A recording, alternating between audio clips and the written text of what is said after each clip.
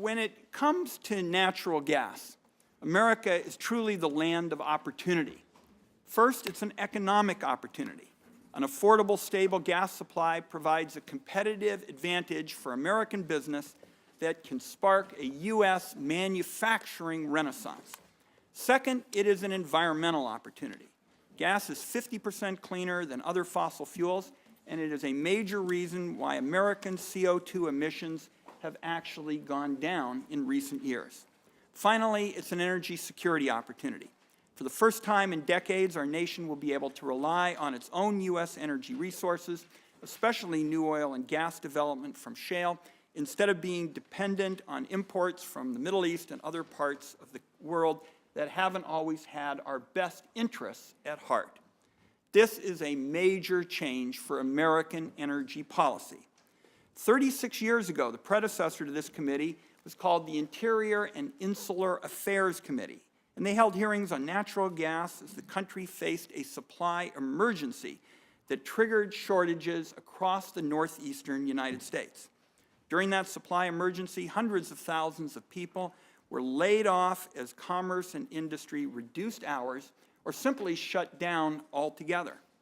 And we in the Northwest, particularly Senator Cantwell and I, note that the committee was then chaired by our legendary Senator Henry Scoop Jackson, and the committee released a report prepared by the Department of Defense predicting that liquefied natural gas imports would account for 10% of the country's gas supply. The view expressed in that 1977 report released by the committee has dominated American energy policy until just a few years ago. In 2005, Congress, over the objection of some, swept aside the ability of states to even approve the siting of LNG import terminals. And as recently as 2007, when the Congress last enacted major legislation, the focus was still overwhelmingly on energy scarcity. Today, the outlook could not be more different. Instead of scarcity and shortages, the prediction is that domestic production will soon outstrip American demand. Given the dramatic change in the outlook for natural gas supply, it is clearly time for a fresh look at our current policies and to start thinking about how to update those policies to reflect a very new reality. As part of today's hearing, the committee is interested in hearing from the witnesses what they think is needed to safeguard the advantages of affordable, stable gas supplies for our country. Now, some of our witnesses are going to say the best approach is to say that the market will take care of things. Others are going to say caution is in order. Just a few years ago, investors were still betting on building new natural gas import terminals. They now face, in communities across the country, billions of dollars worth of stranded investment. It is hard to see the logic behind replacing that kind of speculation on gas imports with similar speculation on gas exports.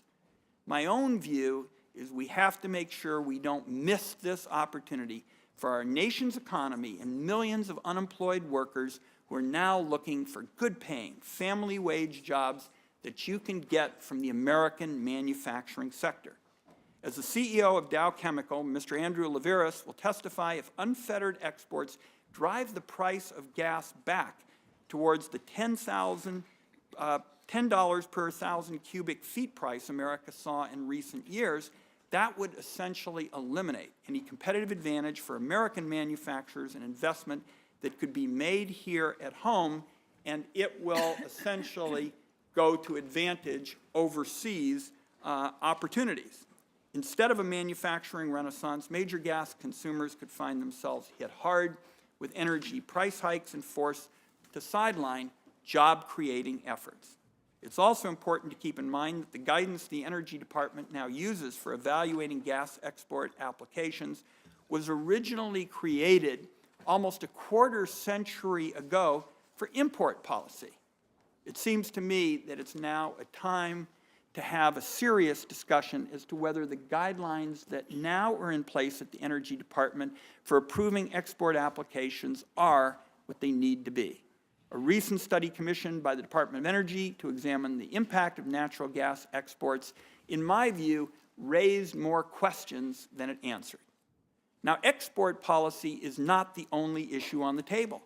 It would also be a missed opportunity if the environmental benefits that natural gas can provide in terms of reduced CO2 emissions were lost because of inadequate attention to issues such as fracking, methane emissions, flaring, and underground aquifers.